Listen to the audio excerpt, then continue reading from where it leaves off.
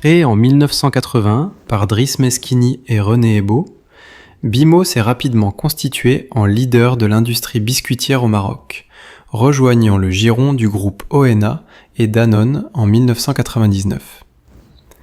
En 1982, Bimo introduit avec succès son biscuit sec emblématique Golden, dont l'emballage doré et le goût rappellent fortement les biscuits faits maison. En 1985, la marque, déjà reconnue pour ses biscuits, se lance dans le segment des gaufrettes avec Tonic.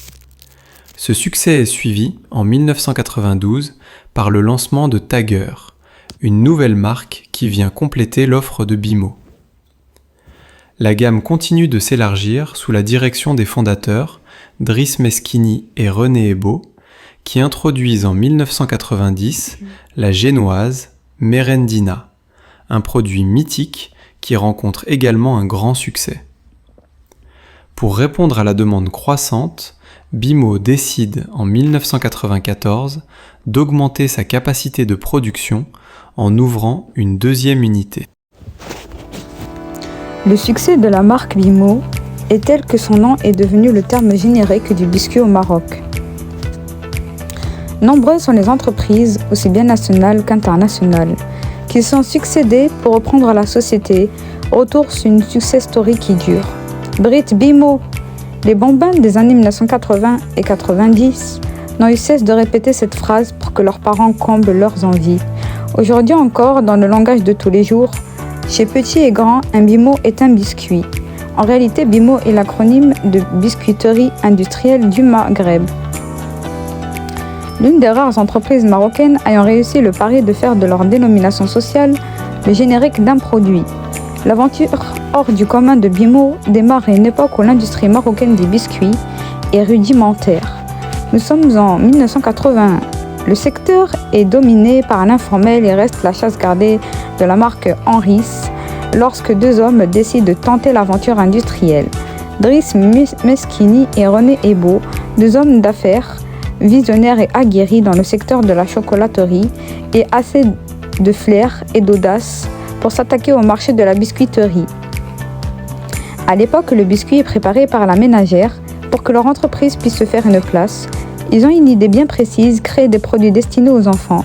En d'autres termes, ils misent sur la quantité individuelle et le prix abordable. Soit une équation simple, un enfant, un biscuit, une pièce. Cette idée devient très vite la devise de l'entreprise, une formule qui dure malgré les années qui passent. Une marque mythique. L'entreprise démarre son activité avec une seule unité de production basée à Ain Sebah. En 1982, Bimo lance Golden avec succès. Ce petit biscuit sec à l'emballage doré rencontre un important succès rappelant fortement les biscuits faits maison. Un produit toujours sur le marché et dont la recette a connu quelques évolutions avec le temps. En plus du blé, sa matière première de base, il a été enrichi par un cocktail de fer et de vitamines. En 1985, la marque à lipides blé investit le segment des gaufrettes en lançant son produit phare Tonic, qui sera rejoint en 1992 par une nouvelle marque Tiger. L'élargissement de la gamme de produits se poursuit sous la direction des familles Meskini et Ebbo qui décident de proposer un produit sous forme de génoise. C'est ainsi que le mythique Merendina voit le jour en 90.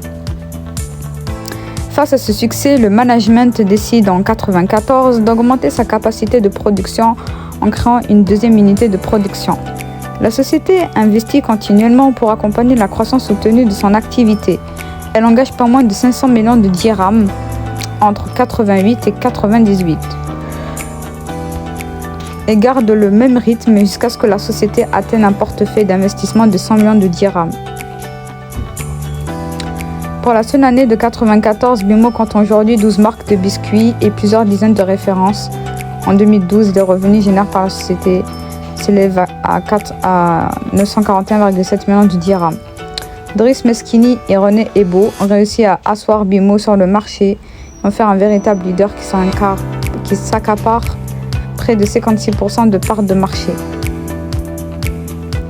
18 ans après sa création et en dépit de son bon positionnement sur le marché, les fondateurs décident de céder l'entreprise. Selon les informations qui ont circulé à l'époque, Le leader a attisé la convoitise de plusieurs investisseurs étrangers qui ont proposé leur offre aux familles Meskini et Ebo, mais ces derniers ont préféré laisser leur société à un groupe marocain. Après quelques mois de négociations, Bimo est vendu le 30 septembre 1999 au consortium Ona Danone qui se partage à part égale le capital de l'entreprise à 100 millions de dirhams. Le montant de la transaction n'a jamais été révélé, capitalisant sur le développement de nouveaux produits et le savoir-faire de Danone. La société a bien su évoluer dans un marché en pleine configuration tout en gardant inchangée sa marque de fabrique et sa devise. 7 ans plus tard, Bimo fait face à une nouvelle opération stratégique en 2007. Danone vend l'entreprise à Lu et Kraft Food. Cette vente n'est pas sans conséquence pour le marché marocain, puisque Kraft se retrouve ainsi actionnaire à hauteur de 50% de Bimo.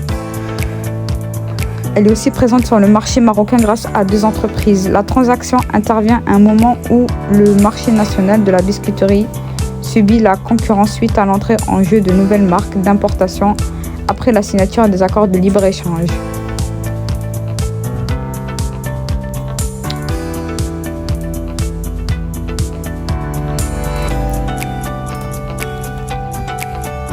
Deux ans après l'arrivée de Kraft, une rumeur fait jaser le secteur de la biscuiterie.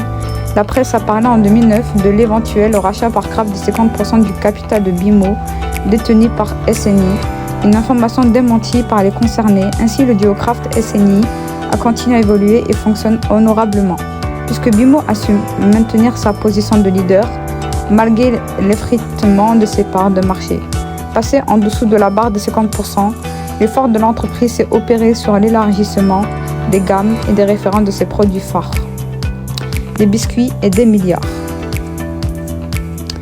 En septembre 2012, le holding SNI annonce la conclusion du contrat de cession de sa filiale Bimo au groupe Kraft Food, qui devient alors le seul actionnaire du leader marocain de la biscuiterie.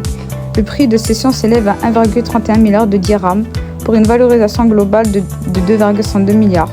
L'opération était déjà prévue en 2011 dans le cadre de la nouvelle stratégie de réorganisation de SNI qui a décidé de céder ses filiales matures. Plusieurs entreprises de son pôle agro-industriel sont concernées. En même temps, le géant américain opère une importante opération de restructuration à l'international qui le mène à diviser ses activités en réservant l'identité Kraft Food au segment épicerie en Amérique du Nord et en baptisant Mondelez International, l'entité qui chapeaute l'activité de production de biscuits, chocolat et chewing-gum au niveau international. Mondelez International devient donc le seul maître à bord du navire Bimo. La stratégie de l'américain est claire. Il s'agit de renforcer les parts de marché de Bimo à travers ses produits les plus prisés tout en décollant sur le marché marocain. Mais les marques internationales du géant américain, au-delà du segment biscuiterie, Mondelez aspire à devenir le leader du Maroc de toute l'activité snacking, chocolat, bonbons et chewing-gum et café. La multinationale justifie de telles ambitions par le taux de consommation assez faible du biscuit par habitant, preuve de l'énorme opportunité de croissance dont jouit le marché marocain. En plus, Mondelez considère Bimo comme un élément clé de sa future stratégie dans la région Moyen-Orient et Afrique.